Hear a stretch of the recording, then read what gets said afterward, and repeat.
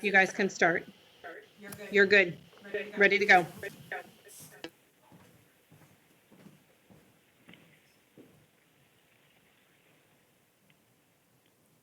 So am I calling the meeting to order?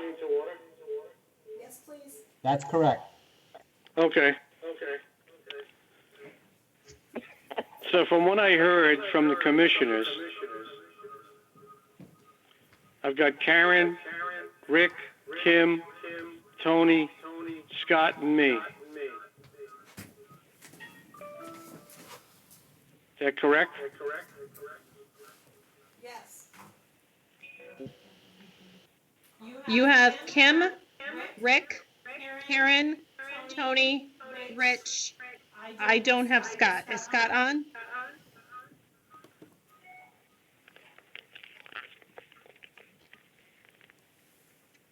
I just admitted somebody. I don't know who that is. That was Scott that just kicked in. And Scott, yes. Okay, and I know there are some applicants and third-party engineers that have introduced themselves. I guess someone should identify them so that the secretary who's recording the minutes know they're there. It's John Paul Marine, Igor Boris, and Bob Russo are on the line also.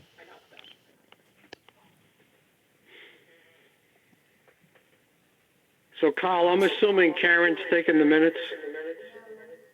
No, Deb Patrick has taken the minutes and This is Kim Estep. I have a question about the fences that are on the plans. Are those existing or are those new? Oh, I'm sorry, the what?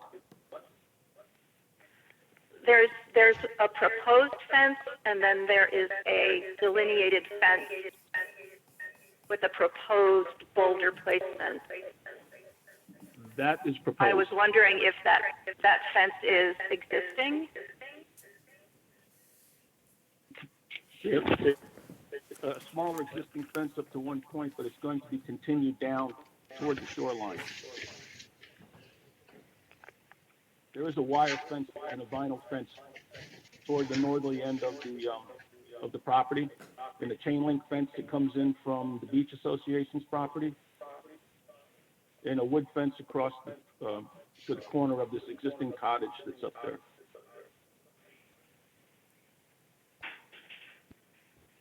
And those are already there. Correct. Okay.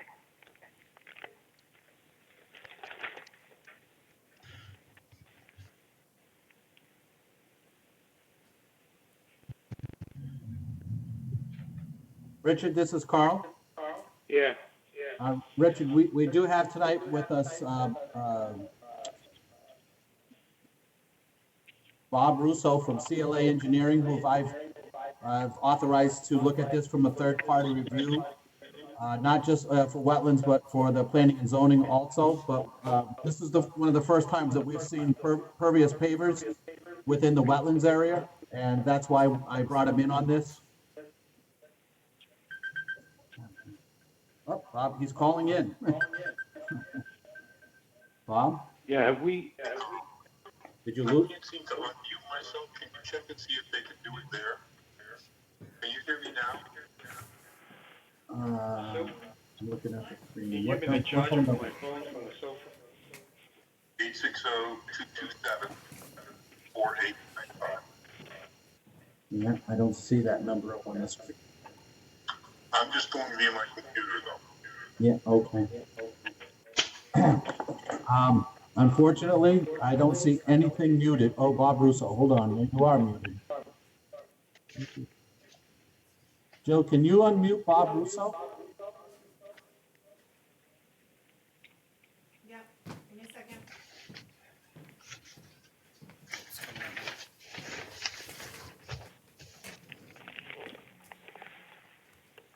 It looks like something's happening. Carl, you still on the line? Yes, I'm still on the line. Yeah, she's trying to go between screens, I think, right now. Got it.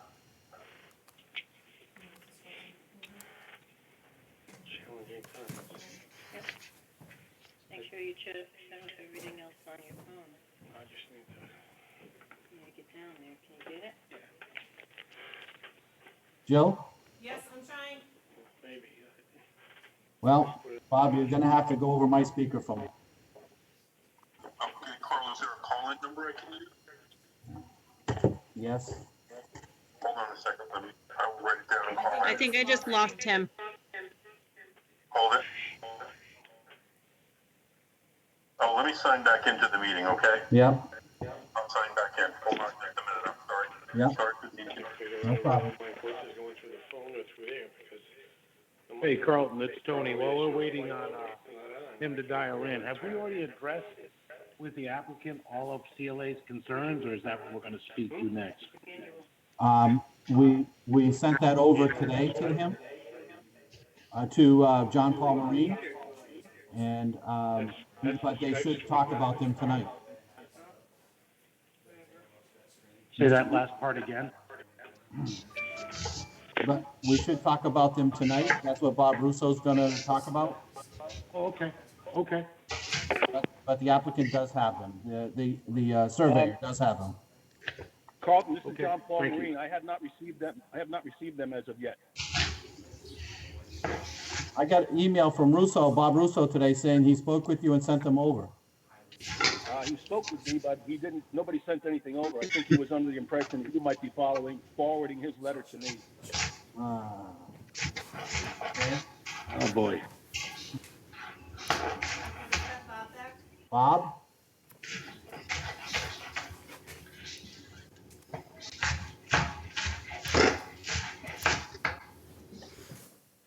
We have Bob back.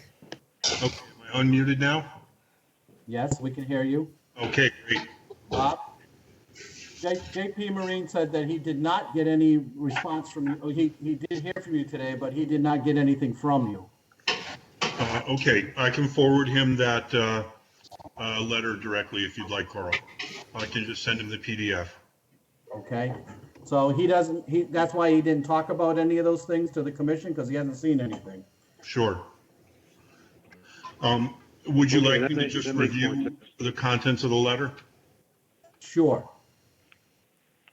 Okay, for the record, my name's Bob Russo. I'm a certified soil scientist with CLA Engineers. As Carl mentioned previously, he asked me to review this application for this commission for inland wetland issues. And I had a fairly short letter that I sent off this morning to Carl, and I'll just go over the high points of it. On the plan sheet on the left-hand side under construction sequence, there's reference made to items like an anti-tracking pad, a stockpile, construction of a house, and installation of a subsurface sewage disposal system. I think a number of those notes don't necessarily apply to this application, although a soil stockpile with appropriate erosion and sedimentation control is called for. And those are items on the plans that can just be revised. For erosion and sedimentation control, there's a catch basin on the site that's located very near the street, right near Beach Pond Road. That should have a silt sack placed in it, and a detail for a silt sack should be included on the plans. In addition, there's a swale that's shown that runs from the center of the gravel area northward to the catch basin. A hay bale barrier should be placed in there in order to prevent sediments from getting down to the catch basin. As JP Marine indicated, there's an engineer's report from Tim May included, and pervious pavers are called for as a means of reducing runoff and infiltrating stormwater. I'm asking that the engineer provide additional detail, including the runoff coefficient that was used for the pavers. In other words, a coefficient that describes how much will infiltrate versus how much will run off.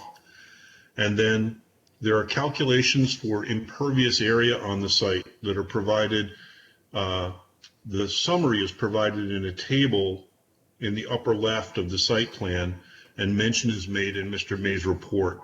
But those calculations should be broken down area by area to show what the coverage of impervious will be in the existing condition and in the post-construction condition. Also, I've asked for greater detail on the pavers themselves, how deep the material under the pavers will be, whether it'll be a specific type of aggregate, maybe a gradation for that aggregate, and a depth of that aggregate in order to determine how much volume there will be for it to take on the rainwater. The engineer should also verify the on-site soil conditions. He used the soil survey mapping to document the existing conditions, and that's a very broad planning level document. And he should actually examine the site to see that the soil conditions are as documented. Also, he should demonstrate that Connecticut DEP's 2004 manual section regarding the water quality volume is met. That just means that you want to treat the first inch of rainfall that falls on the site. Again, some greater detail on the pavers is needed. Also, I'm wondering, this is a very small site, is the garage roof going to extend beyond the dimensions of the foundation that are provided on the plans? If so, the impervious area might be somewhat greater. The last couple items, the soil scientist who did the delineation of the wetlands should sign the plans. Also, it appears to me that the proposed grades are supposed to match the existing grades. That should be confirmed. And then there are some areas shaded in gray on the plans, and the meaning of those areas should just be explained. That concludes the findings from my letter. I'd be happy to answer questions for the commission or the applicant.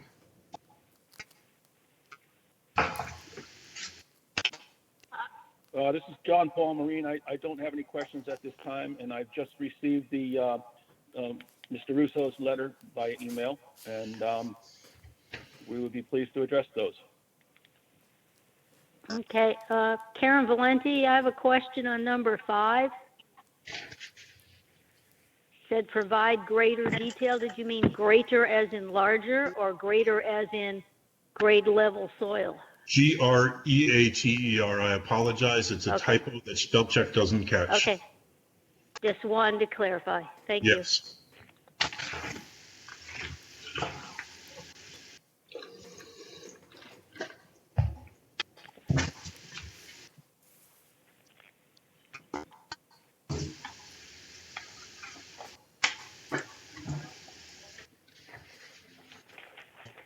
Is there any other questions? Rich, are you still there? So this is Tony Cirillo. I have a question on the when you look at the outline of the property to the south, when it talks about buried rocks and proposed boulders, I mean that's not part of this application, is it? This is Bob Russo, and I'm sure Carlton may want to come in on this as well. There are areas there that are at elevation below the coastal jurisdiction line that I believe you're referring to.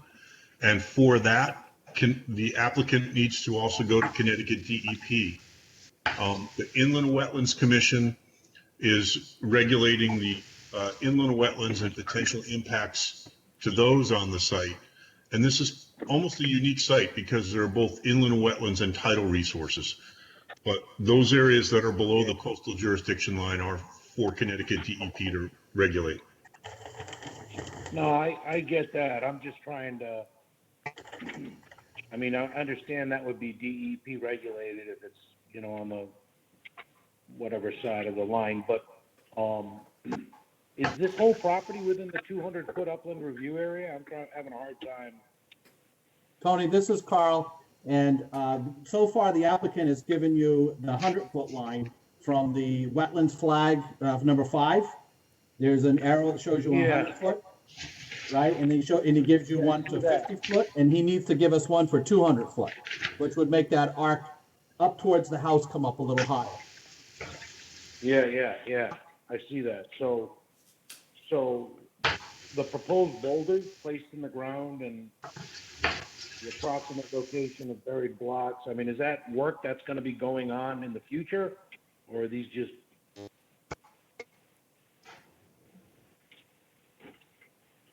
So I'm gonna ask Wait. JP to talk about that one. Thank you, Carlton. This is John Paul Marine. There has been some work done out there already that probably should not have been done at this point in time. We have had a meeting with DEEP, and Rich Snarsky was in on that meeting, soil scientist as well, and had come up with recommendations of restoring the area. If you're looking at the plan, there's a lightly shaded gray that says area of fill, boulders, rocks, concrete blocks to be removed. Those had been set in there quite some time ago. And I believe at this time, some of those have been in fact removed, but probably should not have been until we talk to DEP further on this and have them review that part of this plan. So, yeah, no, I remember we came before this commission with a permit previously to kind of talk about that area, and they were still working through DEP. But I'm talking also about the area to the, northeast of that slightly, where it's talking about placing boulders, correct. boulders placed in the ground and everything. That was part of Rich Snarsky's recommendations. Because basically it'll be sort of a ramp sort of thing. Mr. Boris has a unique situation in which he has a boat that actually has wheels on it as well. That DEP would much more prefer this situation to the addition of, say, a dock for that boat itself. So Rich was working with DEP with their recommendations and came up with his. So we'll have more information on that. Okay, so staff, I guess the point is that is new work that may have to be approved by DEP, but because of its elevation and proximity to the ocean, it's not an inland wetland concern to be adjudicated? That's probably correct, and they have to give us a better arc on the 200 foot, which I know John Paul will be working on through these changes. That's our regulations, 200 foot, and you'll probably pick up a little closer to the coastal jurisdictional line. Yes, that still belongs to coastal jurisdictional, meaning deep. This also will go before planning and zoning for coastal area management and site plan. But your task is only the wetlands. Don't get confused. Don't get too far out, on other committees' positions. You're just protecting the wetlands to those flag areas that they've shown. Yeah, no, I know. Where they're gonna propose to put all these boulders is north of the coastal jurisdiction line, I think, isn't it, or no? I guess not. Okay. Yes, the coastal jurisdictional line is 2.1 It's good now. height. So from the water up to 2.1, after that, it's now back to planning and zoning. It's on the planning and zoning side of things. Okay.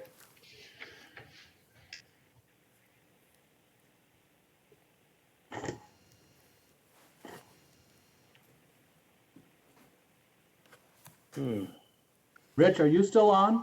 Palmieri?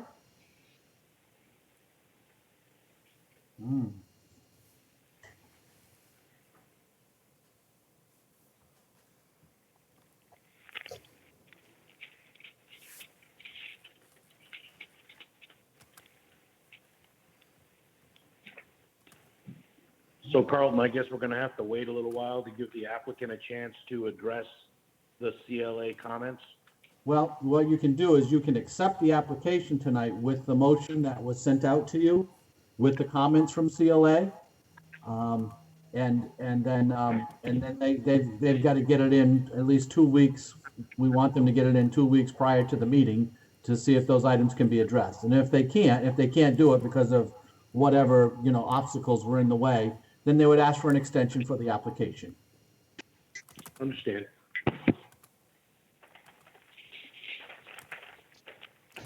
So waiting on Rich. Well, I'm not where Rich is. Let me try calling him. But do I have at least 3 members of the committee on? Yes. Okay. Okay. Yes. Yep. Are there any other questions by commissioner members?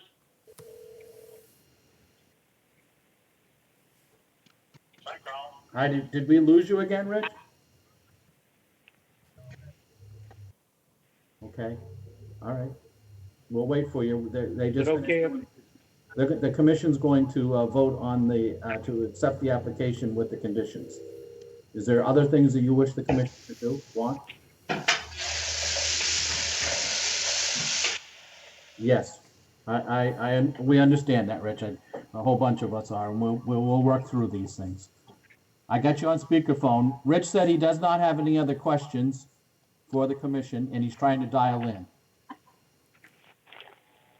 well, I'd like to make a motion to accept the application for Thames Street Properties LLC applicant Igor and Suzanne Boris, 404 Thames Street, 4th floor, Groton, Connecticut, proposing to conduct the following activities within the 200-foot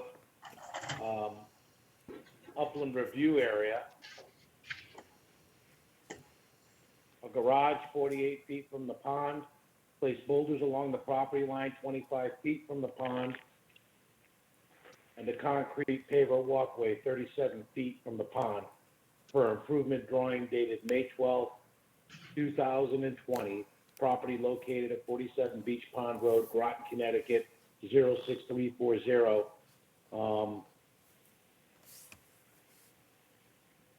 And move that the application to be voted on at a regularly scheduled meeting of the Inland Wetlands Conservation Commission on July 7th, 2020, with the following conditions below.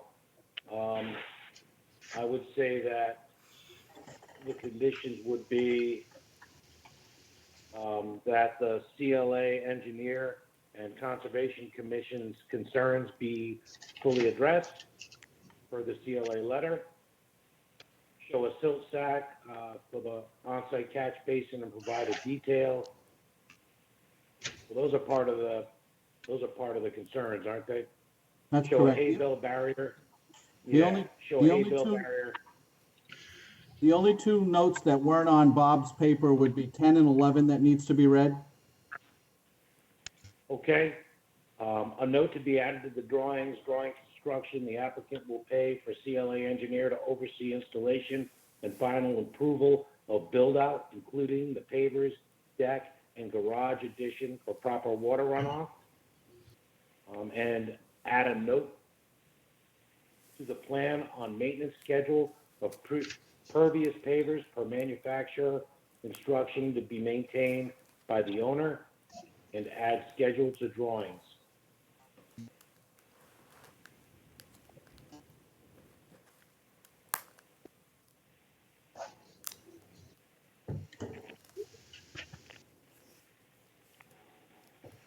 So that's my motion.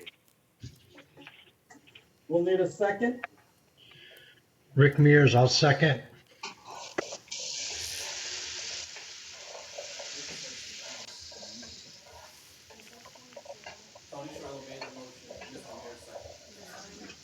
Is Rich online?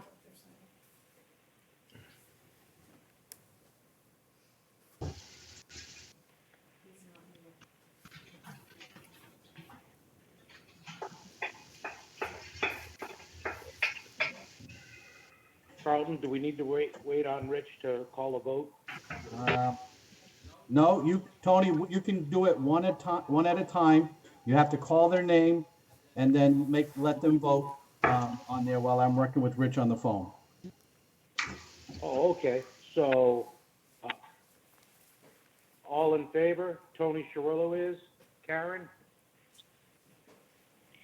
You didn't add the arc for the 200-foot line from wetlands, but other than that, I'm good.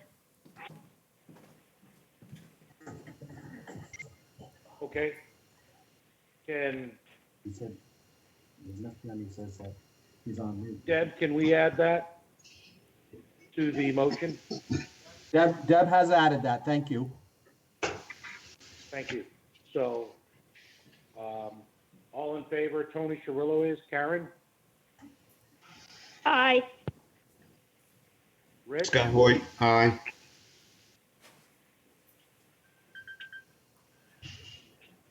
Rick Mears, Mears? aye. Kim Esti? E-Step, yes. Okay, Rich, I'm here. And you got Rich, right, Carlton? I called in on my other phone. It says I'm muted. Yes, I know. So you're on speaker with everybody right now, and they just made the motion. They've seconded it, and they're voting one at a time on the motion. They have all voted to move this to July 7th. On there could be one piece to this that we may have to move it to July 6th as a special meeting. I'm just not sure yet where the COVID piece is going, so that's why we put it on the regular meeting on there. But do you want to vote on that motion? Yeah, I'll vote yes. Okay, thank you. They all can hear you now, Rich, because I got you right up against the speaker. The microphone, sorry, this microphone. So I'm struggling I'm listening to it on my regular landline phone and my cell phone to you. So I'm not sure why nobody's hearing me. Okay. Can you hear him now? Can the others hear him now? Yes. Hear him now. Yeah. Okay. Yes. Yes. So I would get off your landline and just use this for right now, Rich. Okay. All right, I'm off the landline. Okay. Like I said, they can hear you. So, Bob Russo, we're all set with this application. JP, thank you. And Igor, thank you. Very good. Mr. Chairman, commission members, and staff, I want to thank you all very much for your time this afternoon. I know this is quite difficult for everybody, but thank you so very much for your efforts. Thank you for bringing that to our attention, JP. Thank you.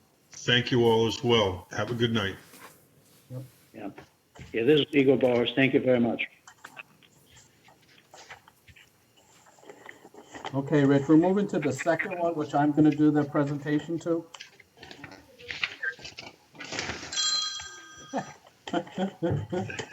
Maybe not.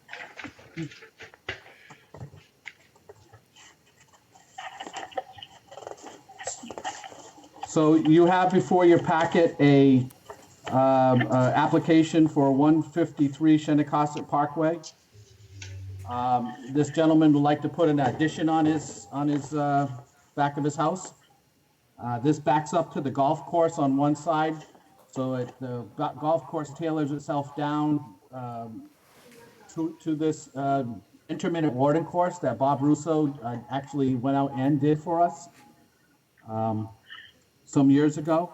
And this gentleman's property, 153, also feathers that same direction for this water course. It's 127 feet away. We worked with the applicant to put that silt fence and hay bale across there, so as he digs the foundation, he has a place to put the soils until he can, backfill back with on the foundation. It's truly an upland review, and I'm not sure if there's anything more that the commission needs, but I'll be more than happy to hear.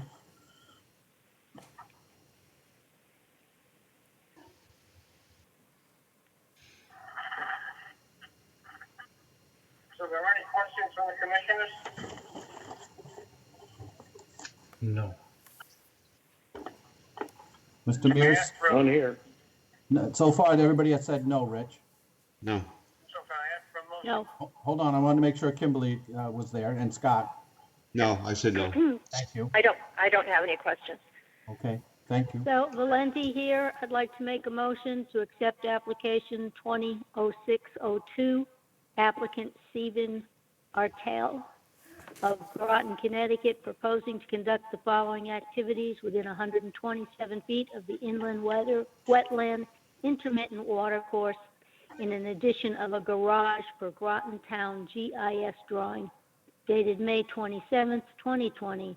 Property located at 153 Shinnecock Parkway, Groton, Connecticut, 06340, and move application to be voted on at a regular scheduled meeting or a special meeting, if necessary, of the Inland Wetlands Conservation Commission on July 7th, 2020.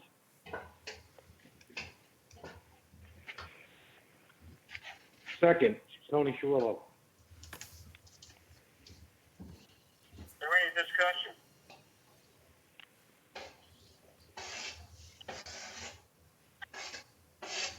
Okay, on my phone this for a vote, please. Rick, Aye. Kim, Yes. Karen, Karen, I. Tony, Aye. Scott, Scott, aye. and I vote yes.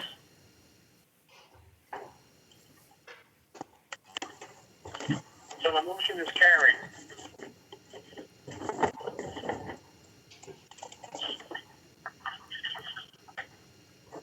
And that should be your agenda for tonight. Yeah, I gotta say, is there any other business to entertain?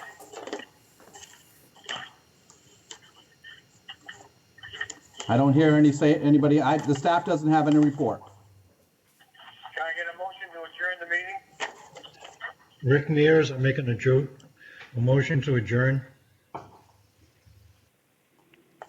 I get a second? Scott Hoyt, second. Any discussion?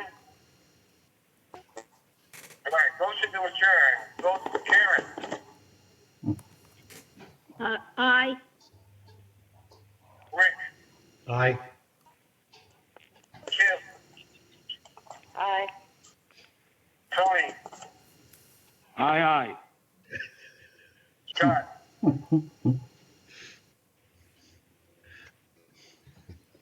I guess that's it.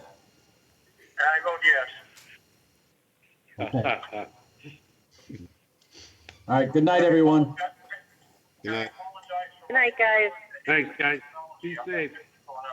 Okay, we'll figure it out, Rich. We'll figure it out.